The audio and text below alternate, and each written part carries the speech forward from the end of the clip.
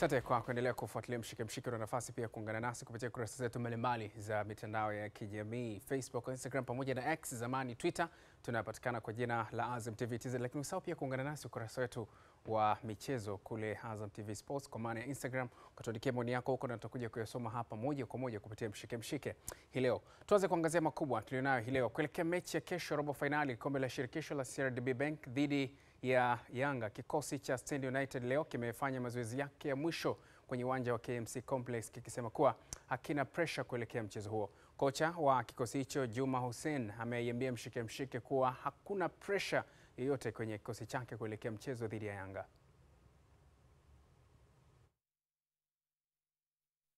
Tuko katika matayarisho ya mwisho kuelekea katika mchezo wetu dhidi ya Yanga. Najua haitakuwa mechi rahisi. Tutacheza kwa kuheshimu zaidi kwa sababu tunatambua ubora wa Yanga. Kwa hiyo mategemeo yetu tutafanya vizuri katika mechi ya kesho. Pengine kuna mchezaji yoyote atakosekana kuelekea katika mchezo wa kesho? Tutamkosa mchezaji mmoja, Lucas Tendama, ambaye bado anaendelea kuuguza majeraha yake, lakini wengine wote wako katika hali nzuri.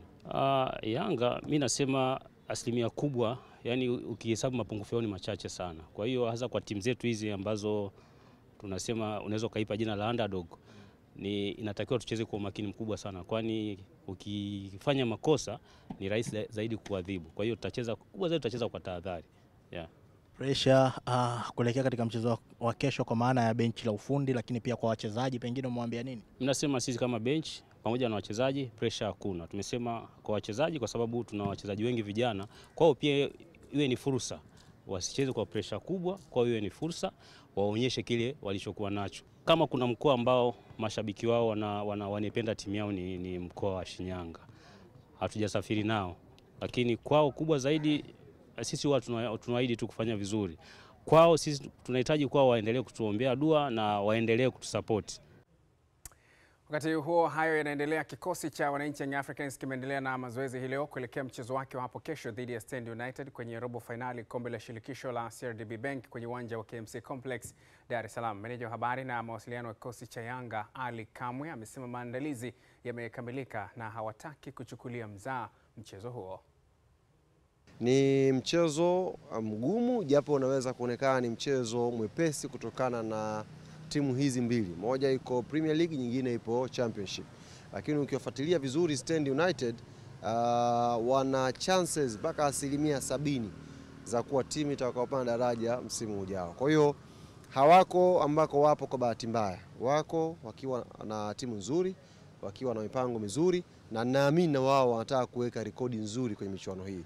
Kila msimu kumekuwa na timu ambayo inajaribu kuweka alama kwenye michuano hiyo kufika mbali. Kwa naamini Stand watakuwa na hayo malengo, lakini sisi kama Yanga tumejiandaa vizuri kuweza kupambana kwa kesho, tunapata matokeo mazuri siku ya kesho inshallah. Tahadhari namba moja ambayo uongozi tumechukua ni kuzungumza na benchi la ufundi na kuzungumza na wachezaji.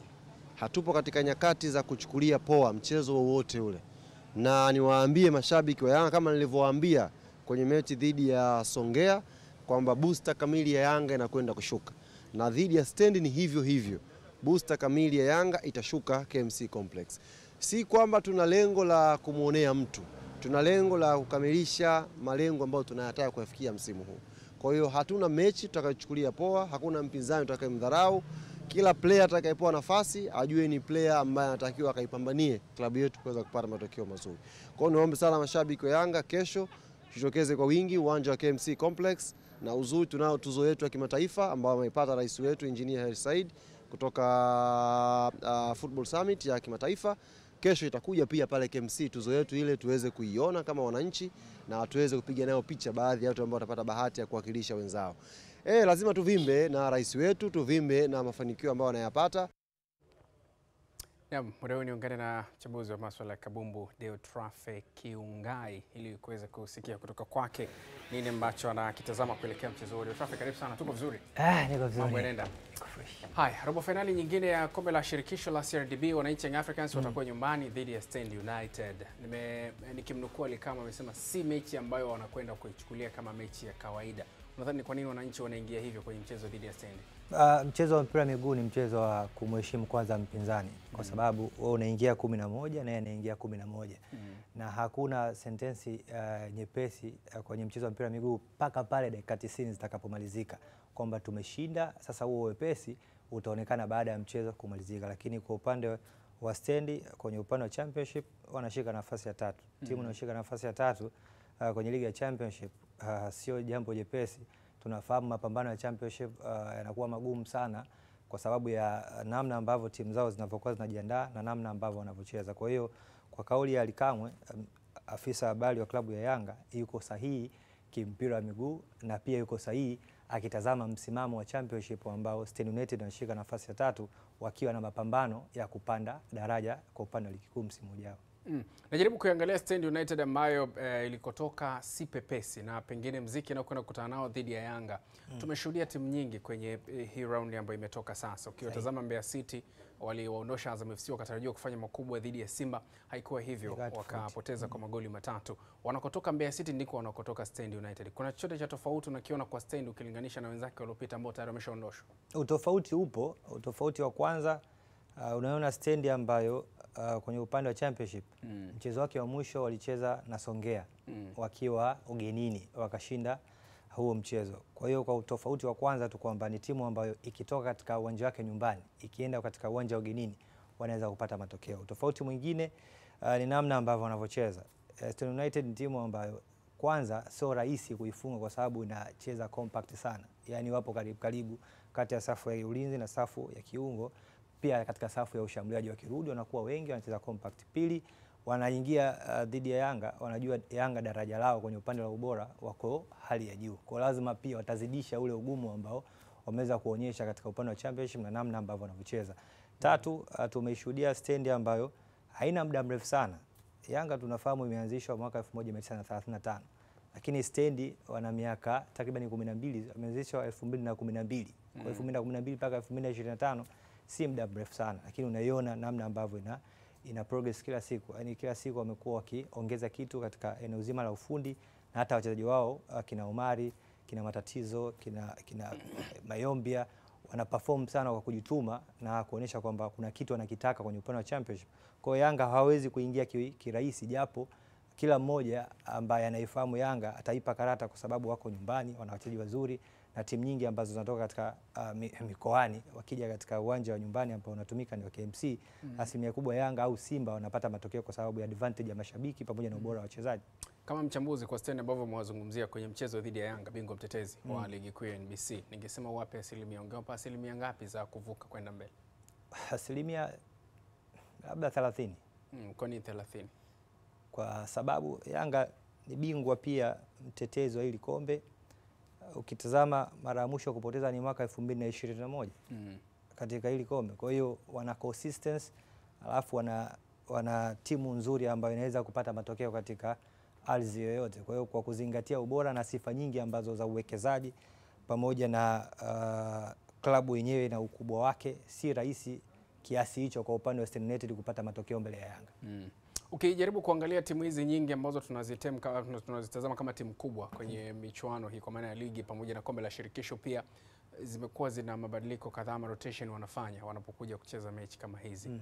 Kwa namna Yanga ilivyo na ulivyomsikia msemaji wake na boost ambao wanataka kuifunga kwenye mechi, pengine tusitarajie rotation kubwa sana ama kabisa, au sio? Nawaelewa kwa sababu ukitazama upande wa ligi wanalitaka taji la ligi. Ukitazama pia upande wa CRDB FA Cup wanaitaka. Hakuna kombe lingine lolote ambalo Yanga wanashindana ukiondoa hayo makombe mawili. Kwa hiyo ukitazama mazingira ya mashindano lazima wataweka nguvu kwa sababu hakuna kombe lingine, labda hilo ambalo linaenda kuanza tarehe 20 na la Muungano, lakini kwa sasa hivi unazungumza mazingatio lazima yawe makubwa. Ukiondoa ligi ambayo unaona wako katika nafasi nzuri, wanaweza pia kulitetea ambapo sehemu ambayo wanayo na alama ambazo wamezikusanya.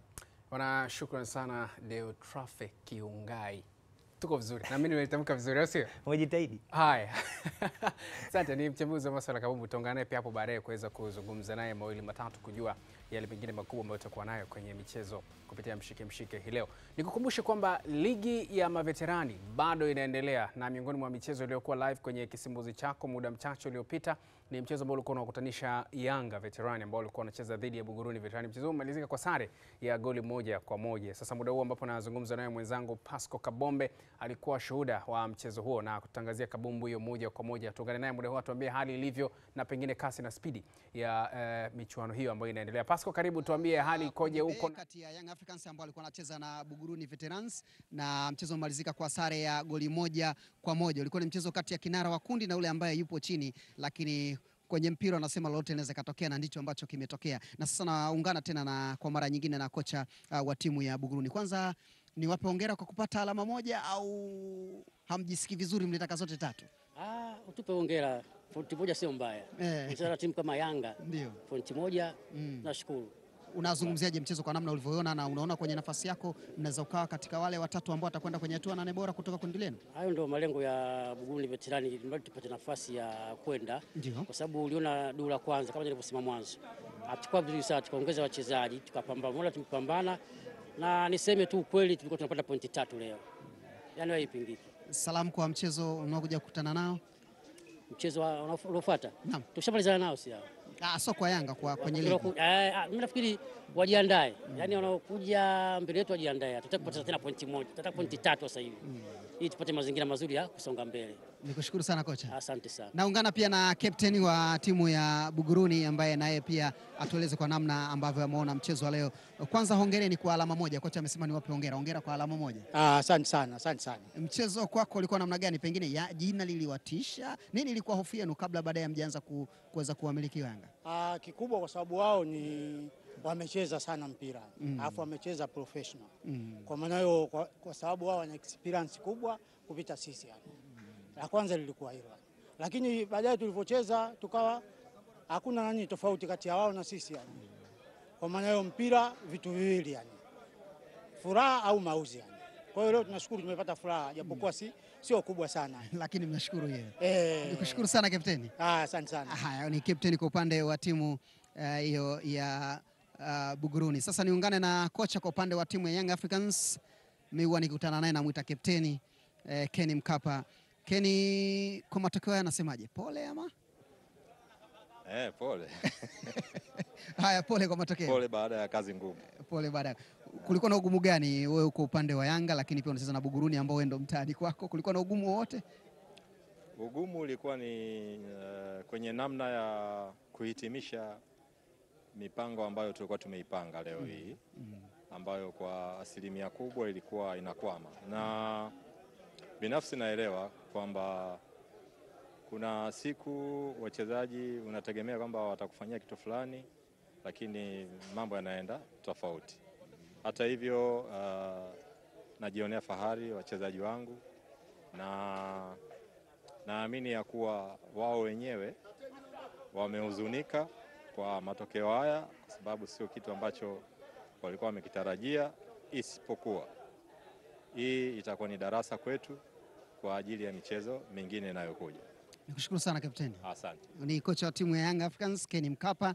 Hii kapteni tunaitana mimi na yeye. Sasa sijui kukutana kama muita kapteni wewe akufahamu. Sasa niongee na kapteni wa timu Yanga Veterans Abdi Kasim Babi, mzee wa mashuti ya mbali. Bana, leo vipi? Naona kama mambo yamekuwa njiani.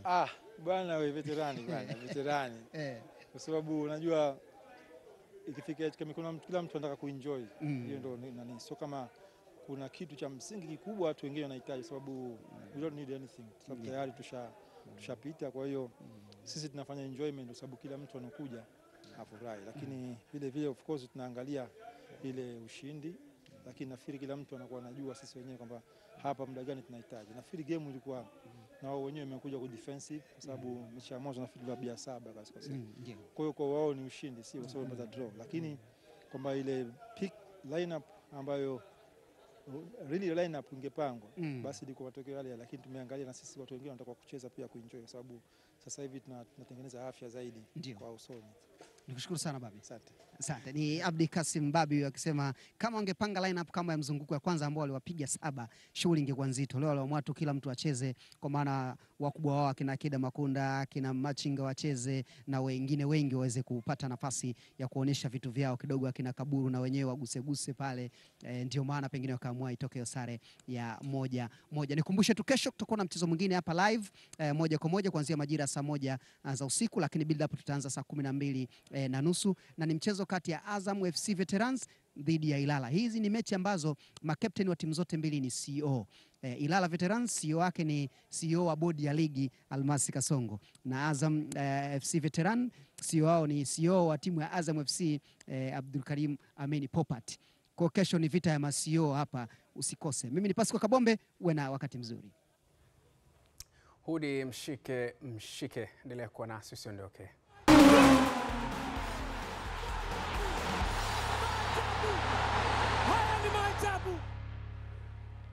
Asante kwa kuendelea kuwa nasi na kufuatilia mshike. Tuendelee kuangazia mengine makubwa tulionayo hii leo. Katika mchezo mwingine wa robo finali kombe la shirikisho la CRDB, JKT Tanzania imeichapa magoli 3-1 Pamba Jiji FC katika mchezo wa kufuzu hatua ya nusu finali, na ukiwa inasubiri mshindi wa mchezo wa hapo kesho kati ya Yanga dhidi ya Stand United. Taarifa zaidi na Hadija Halifa. Naam, dakika 90 zimemalizika hapa katika uwanja wa Meja Jenerali Samuyo Mbweni jijini Dar es Salaam baina ya wenyeji JKT Tanzania na Pamba Jiji FC, huku JKT Tanzania wakiibuka na magoli 3-0, huku kwa mara ya kwanza wakiingia katika nusu finali za mashindano ya CRDB Federation Cup. Sengi anajaza mpira mzuri ndani kwa kichwa, Shiza Ramadhani imekwa ndani ile sasa. Edward Junior Songo! Oh!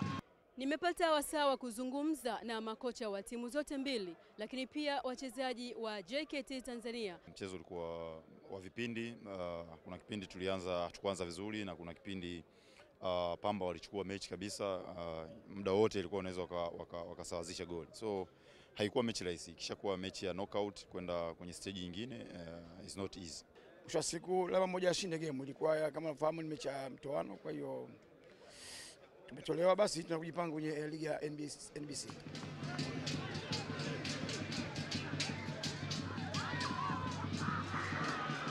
Nafasi kwenye kamba. Tuna historia na mashindano, lakini sisi kama timu pia tunajua wenyewe kwamba sisi hatuwezi kushinda kikombe cha ligi kuu kwa sasa, na wala hatujajiandaa kwa hilo.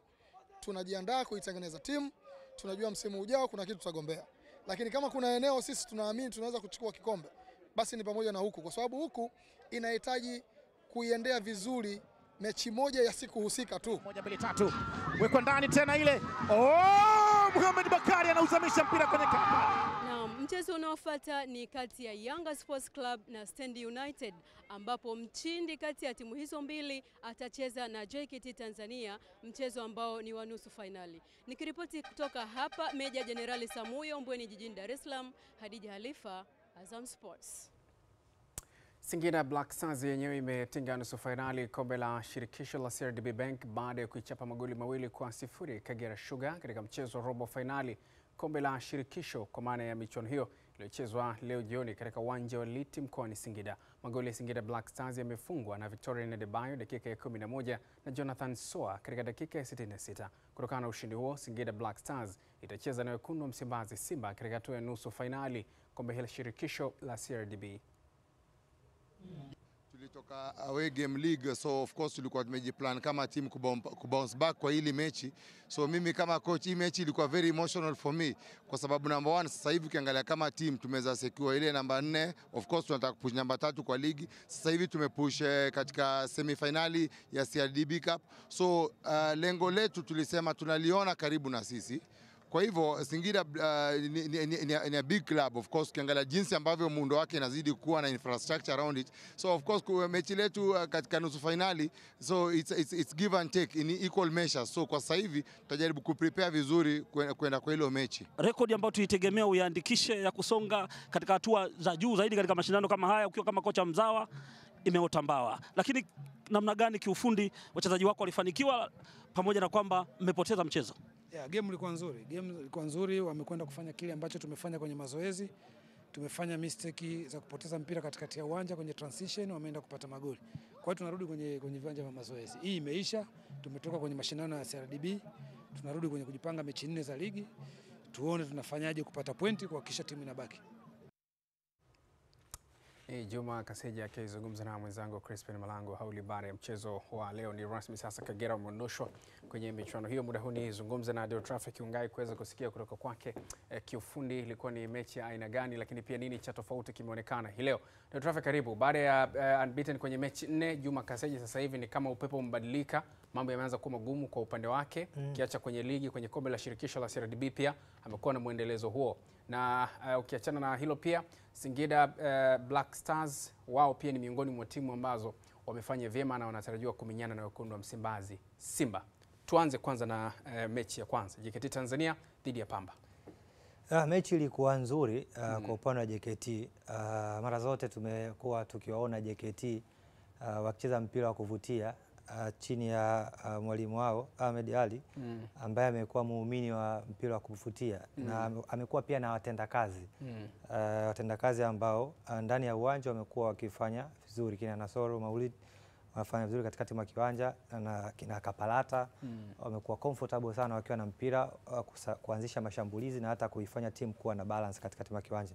Kitu ambacho kimetokea kwa upande wa Pamba, wamekuwa kama hawana mawasiliano mazuri kati ya eneo la ulinzi na eneo la kiungo. Yaani kama kulikuwa na mstari fulani umejigawa wa huku. Kwa makosa binafsi yalikuwa mengi, safu ya ulinzi ikawa kama inapoteza unasema concentration, ule uangalifu au makini ambao kawa faida kwa upande wa wachezaji wa JKT ambao walikuwa wanakuja mara nyingi na kuwalazimisha wafanye makosa, na magoli yote ambayo yametokea matatu asilimia kubwa makosa yake yametokea katika boksi lao, kwa sababu muda mwingi walinzi walikuwa wanapishana kwenye mawasiliano, wanapishana kwenye maamuzi, wanaachana umbali na JKT wakapata hiyo faida. Haya, pengine tuwatazame Singida ambao leo wameshinda dhidi ya Kagera kabla tujagusia pia Simba ambao watacheza na Singida. Wanacheza na Singida kwenye hatua inayofuata. Singida dhidi ya Kagera, Juma Kaseja, ni kama mambo yameanza kuwa magumu. Ameshapoteza michezo miwili kwenye upande wa ligi. Amepoteza na Tanzania Prison, akapoteza mchezo wa mwisho dhidi ya Dodoma.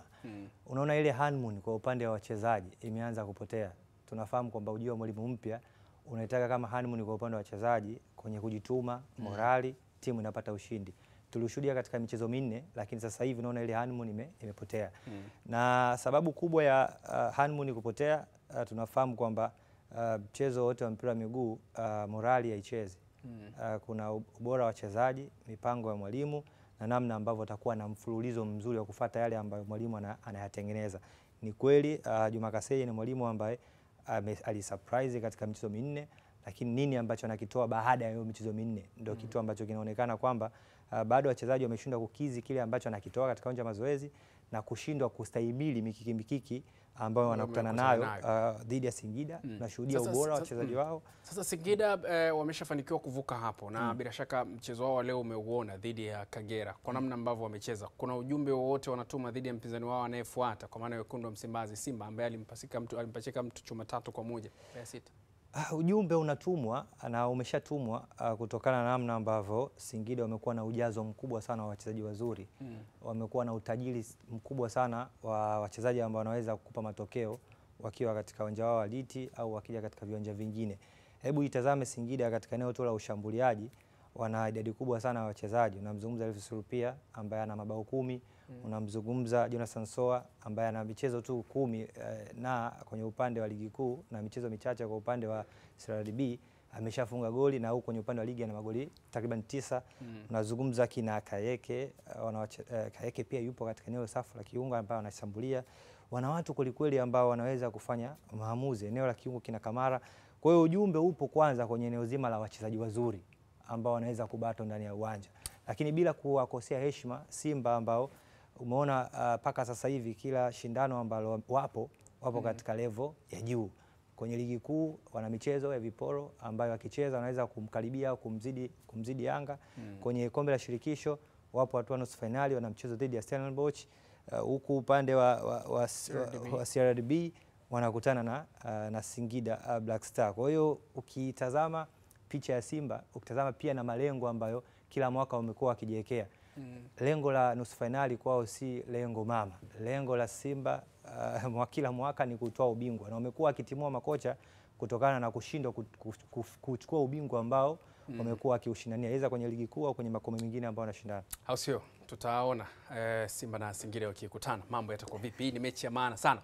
Bana, muda huu tuangalie mitandaoni kabla hajaondoka ndio transfer, tuone kile ambacho umetuandikia kwenye kurasa zetu za mitandao ya kijamii na tukitazame hapa ili tuone nini ambacho umeshare nasi. Swali lilikuwa linauliza ni Simba dhidi ya Singida Black Stars nusu finali kombe la shirikisho la CRDB Bank. Je, unaionaje mechi hii? Swali lilikuwa linauliza hivyo. Karibu sasa tuangazie kwenye kurasa zetu mbalimbali kile ambacho umetuandikia. Tukianza na Instagram Azam TV Sports. Huyu anaitwa Bele Grandson anasema mechi bora zaidi ya nusu finali ambayo itajawa na ubora. Pili kasi, tatu ni uhitaji wa kubeba kombe. Muhimu ni kulipia kisimbuzi huku ukitafuna popcorn. Haya, lakini Jafari Kopo anasema Wamoshi, daraja la wachezaji wa timu zote mbili hakuna tofauti kubwa. Itakuwa mechi nzuri na ya kusisimua na iweka 50-50. Yoyote anaweza kupita. Haya, yameweka nusu kwa nusu. Athumani anasema Soa go loading. Pasi na shaka kuna upande tayari ameshaugusia hapo. Lakini ukiachana na Instagram tuangalie pia kurasa mwingine tuone.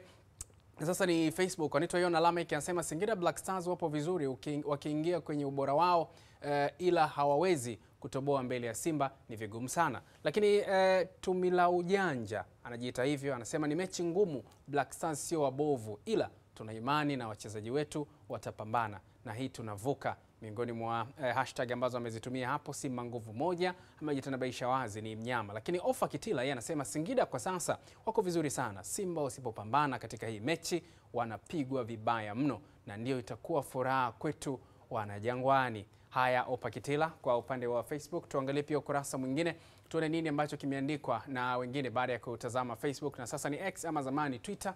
Ikiwa hivyo tuone huko ni yepi ambayo yameandikwa na yanaweza yakatupa mtazamo tofauti, kwa sababu ukijaribu kuangalia, huyu anasema anaitwa Zela Songea anasema tutegemee mechi kuwa ngumu ila Simba ana nafasi kubwa ya kushinda kutokana na uwezo wake mkubwa inapofikia hatua ya mtoano. Rekodi zinambeba Simba kufuatia mechi yao ya mwisho pia ambayo alishindwa kwa 1-0, japo Singida Black Stars ana kikosi kizuri. Kiujumla mechi itakuwa ya ushindani sana.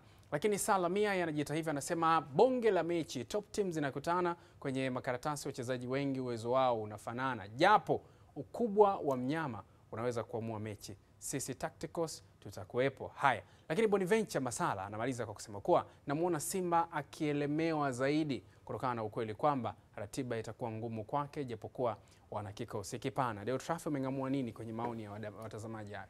Wame balance kwanza mchezo kwa 50-50 kwa kuona daraja la wachezaji wa Simba na wachezaji wa Singida Black Star kutakuwa na battle kubwa. Hata mchezo wa mwisho ambao walikutana kwenye ligi ni mchezo ambao tulishuhudia battle kubwa sana, licha ya Simba kushinda bao 1-0, bao ambalo lilifunga Fabrice Ngoma, lakini tulishuhudia ushindani ambao uliambatana na ubora wa wachezaji pamoja na mbinu ambazo walimu waliweza kuziweka.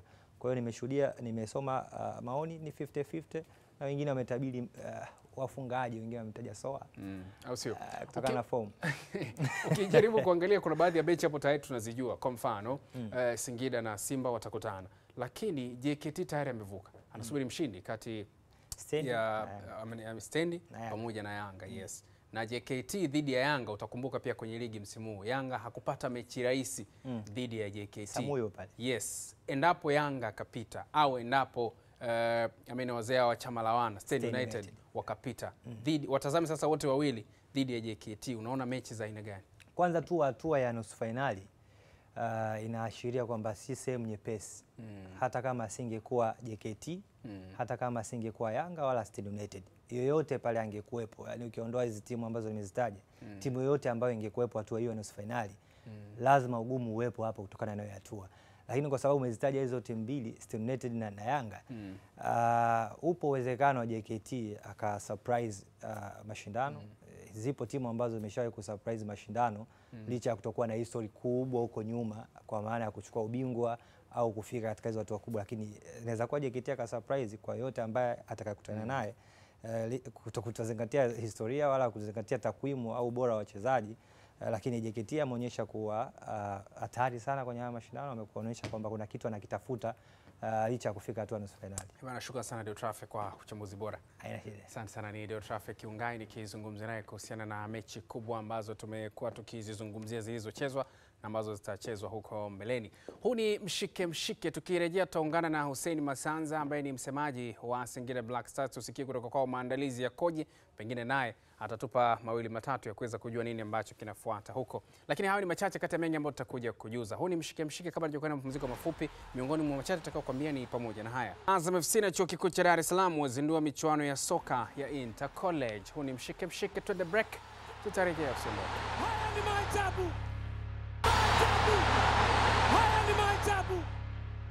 Asante kwa kuendelea kuwa nasi. Huu ni mshike mshike. Jina langu ni Kennedy Moses. Tuendelee kuangazia makubwa tulionayo hii leo. Nilikujuza hapo awali kwamba kutokana na kile ambacho wamekifanya Singida Black Stars ambao wanatarajiwa kuwa na mchezo mwingine kwenye hatua inayofuata dhidi ya wekundu wa Msimbazi Simba kunako kombe la shirikisho la CRDB. Muda huu nazungumza na moja kwa moja mbashara na afisa habari wa kikosi hicho cha Singida Black Stars Hussein Masanza. Kubwa ni timu yao kufuzu hatua ya nusu finali kombe la shirikisho la CRDB Bank, na muda huu tuweze kusikia mtazamo wake kuelekea mchezo dhidi ya wekundu wa Msimbazi Simba. Masanza, naamini unanipata, karibu sana. Kwanza tuambie mnajisikiaje kufika kwenye hatua hiyo ya nusu finali baada ya kuwa na safari ambayo haikuwa nyepesi hasha ambayo mmeikamilisha leo?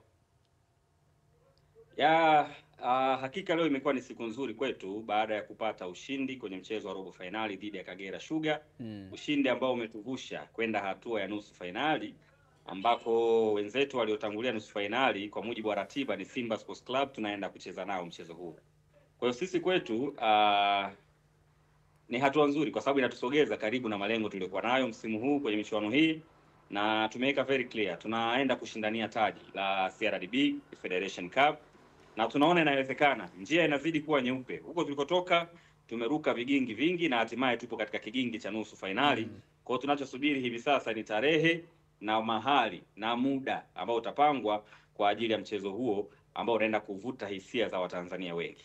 Pengine vigingi mlivyovuka huko nyuma vinaweza vikawa vina utofauti, lakini pengine huenda vikawa havifanani kwa kiasi kikubwa na mpinzani mnayekwenda kukutana naye, kwa sababu kumbukumbu kwenye ligi mechi ya mwisho hamkukutana na mechi nyepesi dhidi yake. Pasina shaka umeona wachezaji wakizungumza mna magrupu ya WhatsApp na kuzungumza na kocha. Wanauzungumziaje mchezo kwa kujua kwamba watakutana na mnyama Simba? Kabla hata ya mechi ya leo tulifahamu tukipata matokeo mazuri kwa maana ya kuvuka tutaenda kukutana na Simba ambao tayari jana tulifuatilia mechi. So hata ilipotokea leo tayari tunajua tunaenda kucheza mechi nyingine ngumu katika hatua ngumu.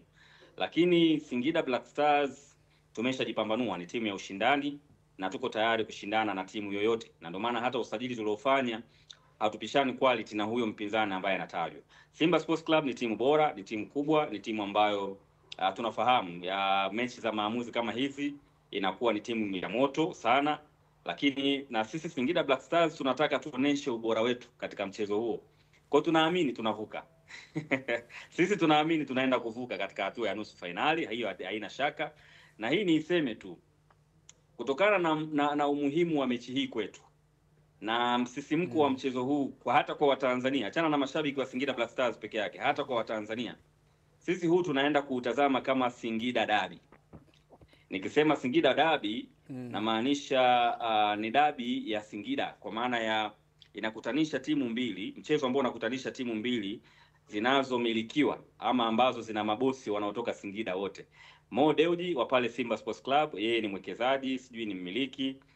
Ni kijana wetu wa Singida, ni ndugu yetu, damu yake ukiichanja ni Singida mtupu, amezaliwa Singida yule. Ndio. Na aliwahi pia kuwa mbunge. Lakini pia na amewahi kuwa mbunge wa huku miaka zaidi ya 10.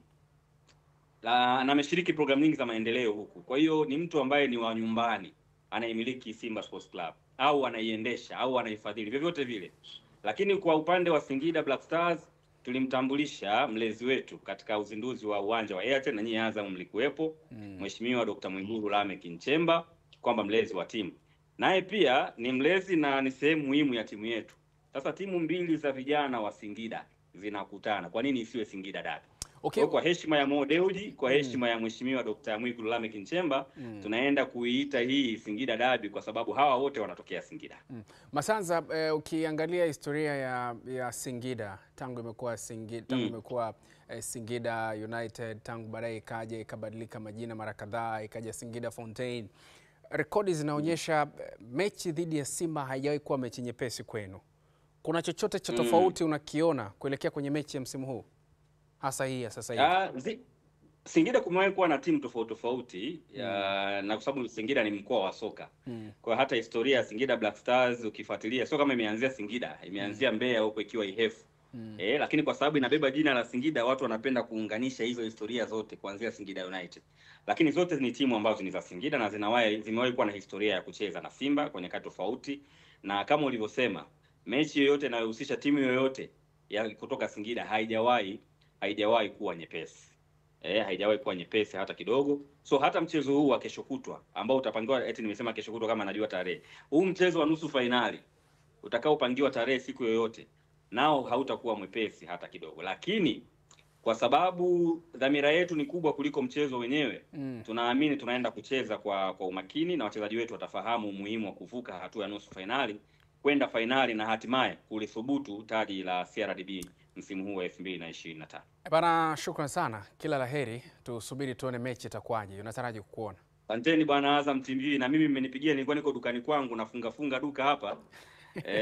Kwa nashukuru bwana. Haya bwana, shukrani sana. Ni Hussein Masanza nikizungumza naye, msemaji wa Singida Black Stars, nikizungumza naye mwele matatu kuhusiana na maandalizi ya kikosi hicho kuelekea kwenye mchezo dhidi ya wekundu wa Msimbazi Simba. Tuendelee kuangazia mengine makubwa tulionayo hii leo. Mbunge wa Makete ambaye pia ni shabiki wa Simba Sports Club, Festo Sanga, amesema kikosi cha wekundu wa Msimbazi Simba kina nafasi kubwa ya kucheza fainali ya kombe la shirikisho barani Afrika. Sanga amesema hilo litafanikiwa kwa kuwa Simba Sports Club ina nafasi kubwa ya kufanya vizuri katika mchezo wa nusu fainali dhidi ya Stellenbosch Afrika Kusini. Kama Simba Sports Club na mimi kama mdau wa michezo, kwanza nipongeze Simba kwa kuvuka hatua hiyo, kwa sababu kuvuka hatua ya robo finali kwenda nusu finali ni hatua kubwa ambayo pia ilikuwa ni malengo ya kikosi. Mmoja kati ya mazungumzo ya kocha walimuuliza malengo yako mwaka huu na nini, na viongozi wa Simba ilikuwa ni kufika nusu finali na kufika finali kwenye michuano ya kimataifa, na hatua hiyo tumeifikia. Jambo kubwa tu ambalo ninatoa kama angalizo, na najua viongozi Simba ni watu mabingwa kwenye mechi za kimataifa, ni jinsi ambavyo timu hizi tunaanzia ugenini, tunaanzia nyumbani afu tunaenda ugenini. Tuna haja kubwa sana kupata matokeo ya kutosha kwenye uwanja wa nyumbani, kutengeneza mlima ambao tukienda ugenini ikawa ni shughuli kwa kisha kwamba wenzetu wanaweza kurudia, kwa sababu na wasiwasi game hii tunaenda kuanza kucheza nusu finali, tunaanzia Dar es Salaam then tunaenda Afrika Kusini. Lakini kitu kingine ni kwamba hii timu ambayo tunaenda kucheza nayo ni timu ambayo kwenye ligi haifanyi kazi, haina performance nzuri sana kwenye ligi ya South Africa. Lakini kwenye mechi za kimataifa ndiko ambapo akili na mazao wameelekeza kwa uzito mkubwa. Kwa hiyo lazima tusiwachukulie kama ni underdogs. Ni underdog kweli, lakini kwa maana kwamba spirit alionao uwanjani, ukiangalia game, nimefuatia game ya Zamalek, jamaa amepambana kweli kweli. Sio kazi ndogo Zamalek kumtoa nyumbani, lakini katoka. Kwa hiyo mimi niseme wazi kwamba Simba ni mabarozi wazuri kwenye mechi za kimataifa, lakini lazima tuliangalie kwamba mpira wetu ni mpira ambao lazima tuwe na fitina kubwa zaidi pia kuhakikisha kwamba timu yetu inafuzu. Festo Sanga, mbunge wa Makete lakini pia mdau mkubwa wa soka hapa Tanzania. Tusalie hapo kwenye kutazama wekundu wa Msimbazi. Sasa tukigeukia upande wa mashabiki wa kikosi hicho kutoka Dar es Salaam ambao wameendeleza tambo zao kuelekea mchezo wa kwanza hatua ya nusu fainali kombe la shirikisho barani Afrika utakaochezwa Aprili 20 mwaka huu dhidi ya Stellenbosch Afrika Kusini. Mchezo huu utachezwa katika uwanja wa New Amani Complex visiwani Zanzibar. Lengo letu sisi, nia na malengo na matumaini yetu ni kuleta ndoo hapa kwa mama pale Ikulu, ni kumletea zawadi. Yaani naomba, yaani maombi yangu tangu sisi tuanze awali kabisa mechi za kwanza za mtoano mpaka tunaingia makundi, mpaka tumefuzu makundi, tumeingia robo finali, tumefuzu kutoka robo finali, tumeingia nusu finali. Lengo na matumaini yetu tulete kombe.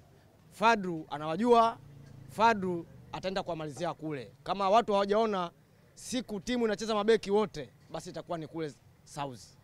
Tutakanda hapa kwa tuenda kumaliza shughuli yote. Mchezo ni mgumu, ukiangalia Simba takriban miaka kama 7 tumesota kuingia finali, tukawa tuingie, lakini mwaka huu tumeingia, lakini kwa safari msimu huu wa 25 tutaingia finali kwa kishindo. Naona kwamba Simba iko vizuri na uongozi wako vizuri, na uhakika kwamba tarehe 20 lazima watabaki au watakaa kwa Mkapa, hawezi akatoka mtu, na inajulikana kabisa, na hiyo historia tumeiwania siku nyingi sana kwamba ili tuvuke hiyo kinani sehemu tuingie finali kabisa, tukacheze na tuweze kulichukua kombe letu tulikabidhi Tanzania. Tuangalie mengine makubwa tulionayo hii leo. Azam FC kwa kushirikiana na Chuo Kikuu cha Dar es Salaam leo hii wamezindua michuano ya soka ya Inter College itakayoanza kesho Jumanne kwa kushirikisha vitivo mbalimbali kutoka chuo hicho. Tunakwenda kufanya tukio kubwa kabisa ambayo haijawahi kutokea, kukuza vipaji vya nchi hii. Tulianza primary school, secondary school, lakini sasa tumekuja kwa university. Lengo ni kufanya ile club ya Azam FC, timu ya under 17 na under 20 ipate watu waliokuwa bora, lakini katika sehemu tofauti tofauti. Mashirikiano haya yatakuwa ya muda mrefu. Lengo ni kukuza vipaji vya Tanzania. Nadhani umeona hapa tumetoa nembo ya club ya Azam FC katika kuhakikisha kwamba mashindano yanakwenda na jezi bora kabisa ya klabu ya Azam FC, lakini kubwa zaidi ni tumie fursa hii kualika wanavyuo wa Dar es Salaam na wa mikoani. Mashindano haya yanaanza leo rasmi, yatakuwa muda wa wiki 2. Sehemu mojawapo ya kazi ni kuhakikisha huduma ya michezo ikienda mbele, na ukiangalia mashirikiano ambayo mmeanzisha na wanafunzi wa Chuo Kikuu cha Dar es Salaam ni mashirikiano ambayo yanasimamia sera ya michezo na dira kubwa ya Chuo Kikuu cha Dar es Salaam, hasa katika upande wa kudumisha mahusiano na kudumisha huduma za jamii. Na ukiangalia tunaenda kushirikiana na Azam FC ambako kuna vipaji mbalimbali vinaibuliwa, na sisi Chuo Kikuu cha Dar es Salaam tuna idara nzima ya michezo ambayo kazi yetu kubwa ni kudumisha taaluma lakini pia kutengeneza vipaji. Kwa hiyo mahusiano na wanafunzi ni tunayapokea kwa mikono miwili kabisa, kwa sababu nje ya kudumisha vipaji tutadumisha pia taaluma nzima ya michezo. Kupitia hii Inter College tunaweza kukutana na wenzetu wengi ambao ukifika kumbe walikuwa hawajui ni namna gani unaweza kukutana na mashabiki wa Azam FC, hawajui namna gani kwamba uongozi wa Azam FC kupitia njia ya mashabiki uko vipi, lakini tunaweza kuwapa elimu na kujua kwamba Azam FC kuna 1, 2, 3, na tumeweza kuwafahamisha kupitia mchakato ambao umepita, na sasa hivi wako tayari kufungua tawi la mashabiki hapa UDSM. Kwa hii kwetu sisi mashabiki ni kubwa sana, na nitoe wito kwa wanafunzi wa UDSM kwamba hii ni fursa kubwa sana kwao, waitumie vizuri zaidi kuweza kuendeleza vipaji vyao na kuweza kubadilisha maisha yao kwa namna moja ama nyingine.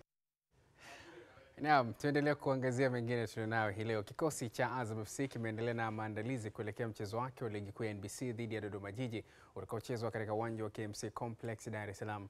Afisa habari wa kikosi hicho Halid Chukuchuku amesema kuwa kikosi chao kipo imara kuikabili Dodoma Jiji licha ya baadhi ya nyota wao kuitwa kwenye kikosi cha timu ya taifa ya vijana chini ya umri wa miaka 20. Tunafahamu ni mchezo mgumu kutokana na mazingira ambayo tuko nayo kwenye msimamo wa ligi, na kuonyesha ukubwa wa mchezo tumeona kuna haja ya kupata michezo ya kirafiki kwenye hizi siku 2-3 ambazo tutakuwa tunasubiria huo mchezo, na leo asubuhi tumecheza michezo 2 ya kirafiki. Mchezo wa kwanza ulikuwa ni mchezo wa kimataifa wa kirafiki dhidi ya timu kutokea Kongo inaitwa Lace Eagles ambayo imefanikiwa kutufunga mabao 2, lakini baadaye tulicheza mchezo dhidi ya timu ya taifa ya vijana chini ya miaka 15 pia, mchezo ambao ulikuwa mzuri pia.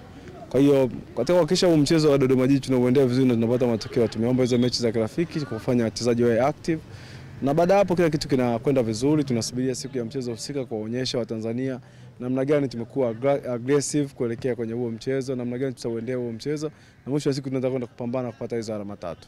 Wachezaji wetu wote ambao wamesalia wako vizuri, isipokuwa tunawakosa wachezaji 4 ambao wameitwa timu ya taifa ya vijana ya chini ya miaka 20. Ismail Mpanki goalkeeper wetu ambaye anafanya vizuri sana, lakini pia Nixon Mosha fullback wa kulia pia ameitwa timu ya taifa. Kiungo wetu wa ulinzi Ahmad Pipino pia ameitwa timu ya taifa, lakini pia mshambuliaji wetu Jami Simba ameitwa timu ya taifa ya under 20. Kwa hiyo ndio wachezaji ambao huenda tukawakosa kuelekea katika huo mchezo, lakini wengine wote wako available kwa ajili ya mchezo. Ni Halid Chukuchuku, msemaji wa KMC. Unaendelea kutazama Mshike Mshike, twende break, tutarejea, usiondoke.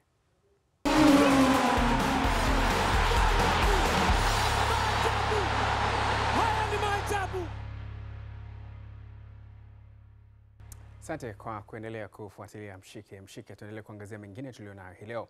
Timu za soka za Castilla FC na La Masia zimetinga fainali ya kombe la Bi Mkubwa Ramadhan Cup baada ya kufanya vizuri katika mechi za nusu fainali zilizochezwa jana na leo kwenye uwanja wa Uzunguni ulioko Bomang'ombe, wilaya ya Hai, mkoani Kilimanjaro. La Masia ilikuwa ya kwanza kutinga fainali ikifunga Kware FC bao 1-0 katika mchezo uliochezwa jana Jumapili. Bao la washindi likifungwa na Waziri Junior katika dakika 89. Katika mchezo mwingine wa nusu fainali uliochezwa leo Jumatatu, Castilla FC imepata ushindi wa mabao 2-0 dhidi ya South Bom FC, huku mabao ya washindi yakifungwa na Ibrahim Abdul dakika 25 na Yasin Yunus dakika 33. Mchezo wa fainali utachezwa Jumapili Aprili 13 mwaka huu katika uwanja wa Uzunguni uliopo Bomang'ombe, Hai, Kilimanjaro. Tukamilishe na hili. Shirikisho la soka barani Afrika CAF limesema kumekuwa na kupungua kwa matukio ya udanganyifu wa umri kwa wachezaji wa soka la vijana kutoka 7% msimu wa mwaka 2018-19 hadi 1% msimu wa mwaka 2022-23. Hayo yamezungumzwa na meneja wa madaktari wa CAF Dr. Sidiki Bubakar, ambaye pia amesisitiza kupungua kwa matukio ya kudanganya umri kwenye soka la Afrika kumetokana na matumizi ya teknolojia ya MRI. Teknolojia hiyo inasaidia matibabu na kutambua umri sahihi wa mshiriki, ikiwemo katika michuano hiyo ya AFCON kwa vijana chini ya umri wa miaka 17 inayoendelea nchini Morocco, ambayo washiriki wote walipitia kipimo hicho. Dr. Sadiki amesema kuwa vipimo hufanywa muda mchache kabla ya michuano, hivyo wachezaji watakaokutwa na kosa la kudanganya umri, kukosa sifa za kushiriki michuano husika, na timu yao haitaruhusiwa kuongeza mchezaji mbadala. Mpaka hapo hatuna la ziada. Kwa niaba ya wote waliofanikisha hili kwenye Mshike hii leo, kabla sijaondoka ama kukuacha, tukamilishe japo kwa muhtasari tukiangazia makubwa tulionayo hii leo ni pamoja na haya. Wananchi Yanga kutupa karata yao dhidi ya Stand United robo finali kombe la shirikisho la CRDB Bank. JKT Tanzania na Singida Black Stars zatinga nusu finali kombe la shirikisho la CRDB Bank. Mwisho wa Mshike hii leo. Kwa niaba ya wote waliofanikisha hili, kesho nayo ni siku. Asante, uwe na usiku mwema.